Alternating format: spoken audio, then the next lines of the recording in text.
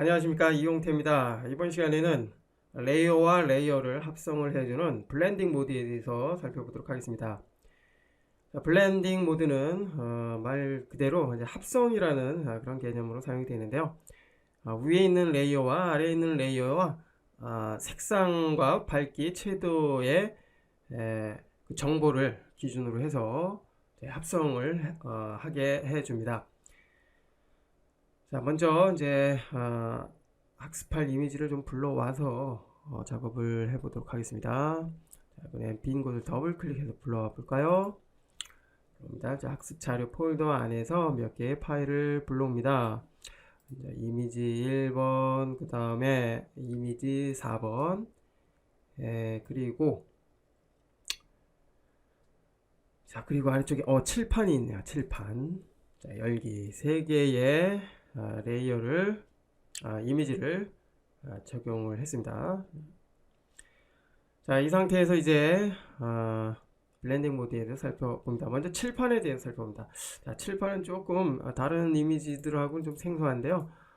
칠판에 우리가 이 백목을 통해서 글자를 입력을 했을 때 그 효과를 역시 블렌딩 모드를 통해서 표현을 해줄 수가 있습니다. 자, 그 부분 잠시 후에 살펴보도록 하겠습니다. 자, 이제 여기서 글자를 잠깐 입력을 해보는데요. 타입 툴을 사용을 해서, 텍스트 툴이죠. 타입 툴을 사용을 해서 글자를, 흰색의 글자를 입력을 해봅니다. 글자에 대해서는 해당 강좌에서 보다 자세히 살펴볼 거고요. 자, 떠든 사람.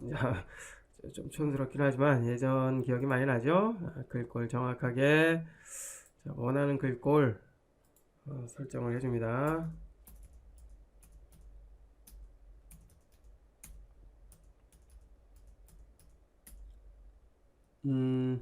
자, 글자가 좀 작죠. 크기를 좀 키워주고요. 됐습니다. 자, 위치. 글자가 너무 잘 썼네요, 그죠? 예. 자, 여하튼 이러한 글자를 입력을 해놓고 다시 글꼴이 아무래도 조금 마음에 들진 않죠? 좀 잘 어울리는 글꼴, 칠판 글씨와 좀 잘 어울리는 그런 글꼴을 한번 찾아봅니다. 자, 요거 괜찮네요, 그죠? 자, 요 글체, 요 글꼴 괜찮네요. 자, 여하튼 자, 이렇게 글자를 입력을 했습니다. 자, 글자를 입력을 해주고요. 자, 블렌딩 모드를 사용을 해봅니다. 블렌딩 모드. 자, 블렌딩 모드는 2개 레이어 이상일 때 효과가 표현이 됩니다. 위쪽에 있는 레이어와 아래쪽에 있는 레이어 간의 색상, 밝기, 채도의 속성을 기준으로 해서 정보를 기준으로 해서 이제 합성을 해주는데요. 그래서 일반적으로 위쪽에 있는 레이어를 선택을 해주고 그 다음에 블렌딩 모드의 특정한 모드를 선택을 하게 됩니다. 자, 노멀은 아무런 변화가 없는 그런 상태고요. 그 아래쪽에 디졸브라는 게 있습니다. 자, 디졸브는 동영상 편집 디졸브하고는 살짝 거리가 좀 있는 것 같고요. 경계 부분이에요. 경계 부분. 지금의 요 글자 있죠? 글자처럼 이미지 경계 부분을 이렇게 작은 알갱이로 이렇게 흩어놓을 때 사용이 됩니다. 자, 디졸브 적용을 해보면 이와 같이 경계 부분이 흩어지는 것을 알 수가 있죠. 네, 경계 부분이 흩어지는 것을 알 수가 있고요. 자, 여기에서 자, 필터에 블러, 가우시안 블러 적용을 해서 자, 가우시안 블러를 적용을 하니까 지금의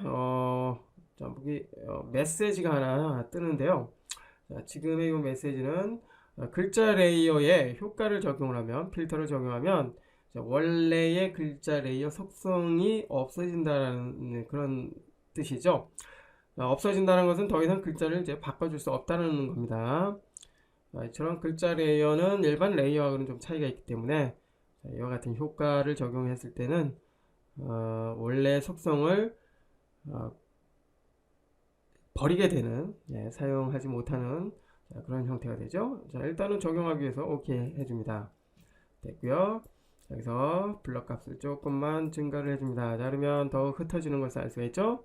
자, 이런 식으로 글자의 이미지의 경계를 작은 알갱이로 흩어 놓을 수 있다라는 거. 자, 이렇게 하니까 실제 그죠? 울퉁불퉁한 그 칠판에 글자를 쓴 것 같은 그런 칠판 글씨 효과 표현이 된 것을 알 수가 있습니다.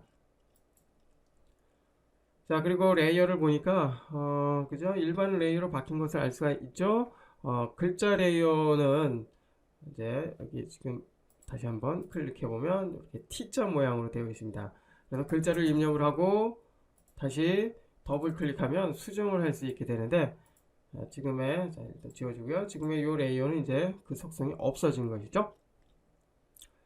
자, 여하튼 디졸브는 이와 같은 효과를 표현하기 위해서 사용을 한다라는 거. 특히 디졸브를 사용할 땐 주변이 레이어 주변이 이렇게 투명한 상태로 있어야 된다는 거, 그리고 가급적 이제 단일 컬러를 사용해 주는 게 좋다라는 거 기억을 하시길 바랍니다. 자, 계속해서 이번에는 다른 이미지 쪽으로 가봅니다. 가고요. 자, 여기서 어떤 이미지? 자, 요 이미지 4번이죠. 자, 겨울 배경의 자동차인데요. 자, 요 이미지를 끌어다가, 자, 여기서 자, 클릭 드래그 끌어다가 이미지 1번 쪽으로 갖다가 놓습니다. 자, 현재 크기가 너무 크죠, 그죠? 크기가 너무 큽니다. 좀 축소를 해주고요. Alt키 마우스 휠 축소를 해주고요. 자, 크기를 좀 줄여봅니다. 컨트롤 T 키 눌러서 크기를 줄여봅니다. 줄여주고 클릭 드래그 이동, 줄여주고 클릭 드래그 이동, 줄여주고 이제 크기를 여기에 딱 맞춰줍니다. 맞춰주고요.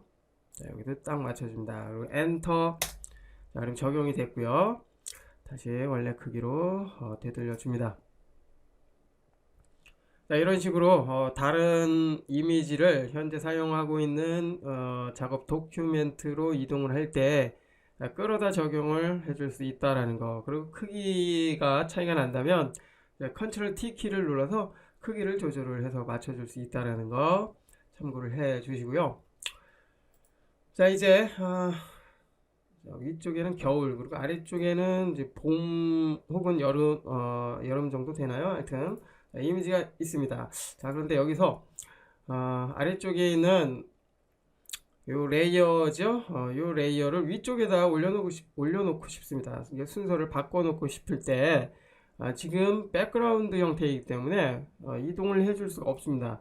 백그라운드는 이동이 불가능하죠. 바닥에 딱 박혀있는 그러한 레이어이기 때문에 이동을 할 수가 없습니다. 그래서 만약 이동을 하고자 한다면 지금 백그라운드 레이어를 일반 레이어로 바꿔줘야 됩니다. 자, 바꿔주기 위해서는 해당 백그라운드를 더블 클릭합니다. 자, 그러면 이와 같이 뉴 레이어가 나타나고요. 자, 여기서 뭐 레이어 이름 적당하게 해주고 오케이. 자, 그러면 일반 레이어로 바뀌었죠. 일반 레이어로 바뀌면 이제 위치를 자유자재로 바꿔줄 수 있다라는 거 참고를 해 주시길 바랍니다. 자, 이제 블렌딩 모드 나머지 주요 블렌딩 모드에 대해서 살펴보도록 하겠습니다. 자, 언급을 했던 것처럼 위에 있는 레이어의 블렌딩 모드를 사용을 한다고 했었죠. 예, 선택을 해주고요. 자, 블렌딩 모드 열어줍니다. 자, 지금의 블렌딩 모드는 현재 레이어뿐만 아니라 곳곳에서도 사용이 되는데요. 사용하는 방법은 똑같고요. 그 결과도 똑같이 표현이 된다는 거 참고를 해주시고요.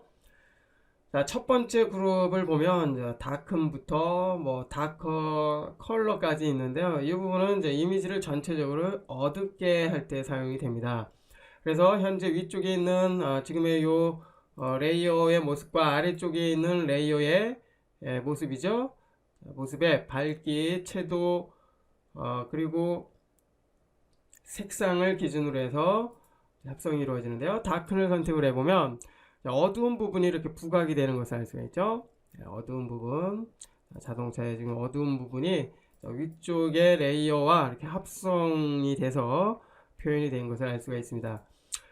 그리고 멀티플라이도 전반적으로 좀 어둡게 표현이 되는 경향이 있습니다. 그리고 컬러번은 이제 컬러의 두 레이어 간에 사용이 되고 있는 이 컬러 중에서 어두운 컬러 부분이 이렇게 표출이 많이 되죠. 더 두각이 나는 것을 알 수가 있습니다. 자, 이렇듯 다큰 그룹의 블렌딩 모드, 즉 합성 모드는 이미지를 전체적으로 어둡게 할 때 사용이 된다는 거.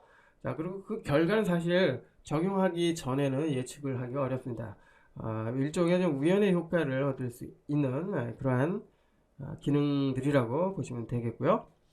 자, 그리고 여기 아래쪽에 있는 라이튼에서 라이튼 컬러는 이미지를 대체적으로 이제 밝게 해줄 때 사용이 됩니다.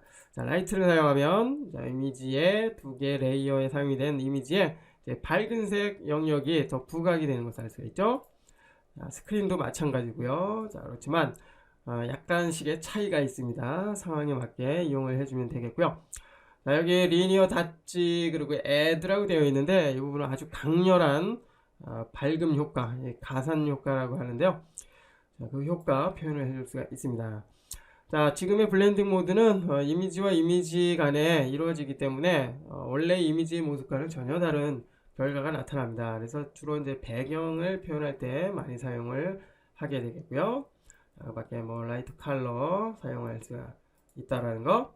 자, 그리고 오버레이 쪽 그룹은 위아래 레이어를 한 50% 정도 반반씩 역시 색상이나 밝기, 채도 등을 이용을 해서 합성을 해줍니다. 오버레이를 사용하면 정확히 이제 5대5, 그죠? 위에 오페시티를 한 50%로 줄여놨을 때에 합성 결과물을 얻을 수 있고요.